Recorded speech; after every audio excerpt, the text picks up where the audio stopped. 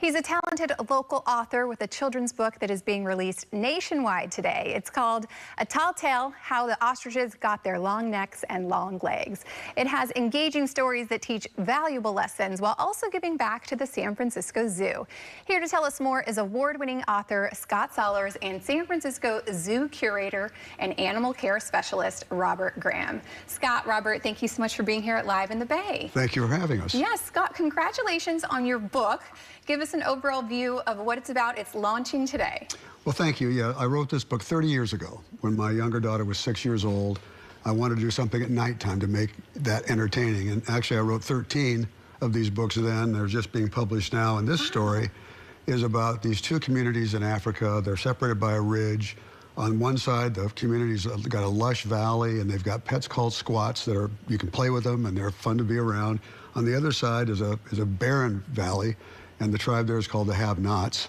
And they sneak over the ridge one day and want to get a few of the squats to have for themselves. Well, they start a tug of war, and before you know it, they've stretched these little guys into the size of ostriches. The ostriches then look around and they say, well, we don't want to be around here anymore, so they take off. And then both tribes decide to live in the same valley, lush valley together, and they lived happily ever after. So the storyline is, you know, cooperation and getting along and being helpful to each other. Robert, and how did you connect then with Scott and get paired up with some of the proceeds of this book going to the San Francisco Zoo? Yeah, so these proceeds are going to help with the animal enrichment at the zoo, along with specialized medications for the ostriches, and then also any kind of exhibit enhancements or whatnot. That is how the donation is going to help us with it.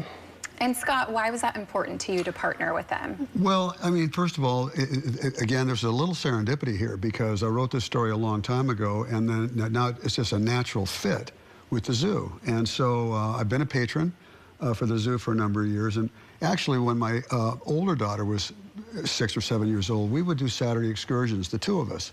And we go to Pier 39 or the Golden Gate Park and the zoo. So we had that connection. And then when my younger daughter got to the age 6 or 7, that's when I started stories for her to make her experience unique and personalized. Well, the book has the two ostriches, and you have a couple of ostriches at the zoo as well. Tell me about them. We do. We have two female ostriches. Their names are Wild Girl and Bernadette. They're both 12 years old, and they have access to the whole 3-acre savanna, so you can see them out there with the giraffes and zebras and such. And what is that whole area called? Is there a specific area that they're in? It's the African Savanna exhibit. Yes, okay. And tell me a little bit more about the African Savanna exhibit. So that's supposed to look like an African savanna. So we have our giraffes out there. We have the ostriches, which have full range of that area, along with the zebras. And so it's kind of trying to take you out of San Francisco for a little while and make you feel like you're in Africa. Amazing. Scott, you are teaching so many moral lessons with your books. Why is that important to you? Well, it is important to me. And all these stories are family-oriented.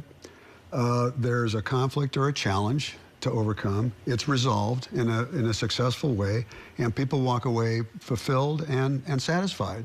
And so in a short time period, like 10 minutes, I wanted to convey something that was useful but also entertaining.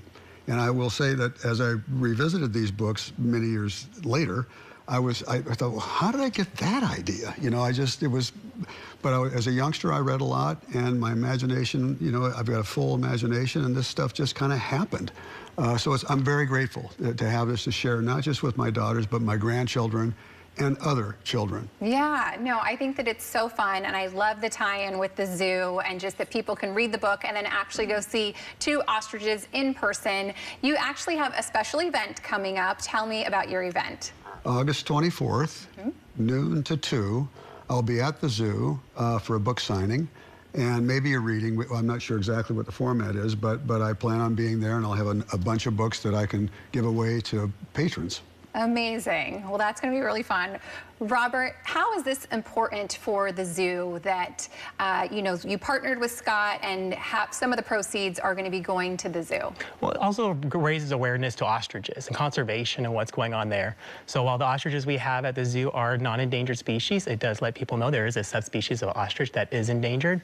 So it lets people know kind of bridges that gap to what ostriches are and what goes on with them over there, and they can see that here at the zoo from the child's book. So fun. Scott, I want to touch back on the illustrations of the book because I think that they're so colorful, so fun, and even the video as well. If you leave it right there, our camera will get a perfect shot of it. Yeah, that's the best place. But tell me about the illustrations. Well, first of all, about a little over a year ago, I decided to pursue this, and the publisher actually presented a list of 25 illustrators for us to review. We looked at their styles. We picked 5 we thought would be compatible. They did some frames of the story. That narrowed down to 2. And Alejandro, who is the illustrator for A Tall Tale, did a brilliant job. The illustrations are very rich, and delighted. The second book is done by a separate illustrator. That story is called Lake Oh My Gosh, and it won't go into it, but that also came out very well. And the third and fourth books are under production right now. One's called The Dancing Shoes. It's about a ballerina that, as a youngster, she's not that good. Her mom gave her some ballerina shoes and said, "These were my mother's. This will help." Well, she got confidence, and then she loses them.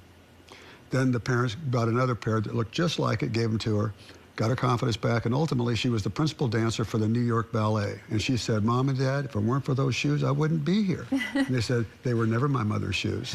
You did all this on your own." So those are the kind of stories and uplifting things I like. Yeah. I did. Well, amazing. Where can people get a copy of your book, and then information about the book signing at the zoo as well? It's on Barnes & Noble, Amazon. They'll be in bookstores before too long. And I would suspect it's going to be a year or so before they're all published. But they come out periodically. But I'll let Robert talk about this. Yeah.